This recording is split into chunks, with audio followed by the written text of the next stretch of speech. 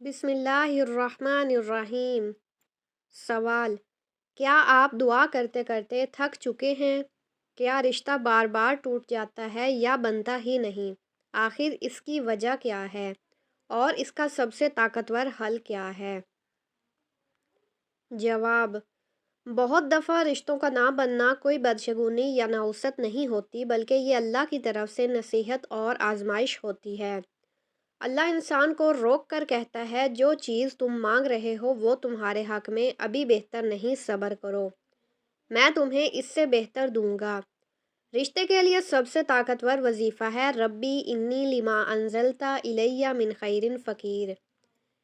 اسے روزانہ 100 مرتبہ باوضو ہو کر پڑھیں اور دل میں یہی نیت رکھیں کہ یا اللہ، مجھے میرے نصیب کا بہترین رشتہ عطا فرما اور میرے لیے آسانیاں لکھ دے۔ ساتھ ہی 3 کام ہمیشہ کریں: نماز، رزق اور نصیب دونوں کھلتے ہیں۔ ماں باپ کی دعا لیں، یہ رشتوں میں سب سے بڑی چابی ہے۔ اچھا اخلاق، کیونکہ رشتہ صرف شکل نہیں کردار پر بنتا ہے۔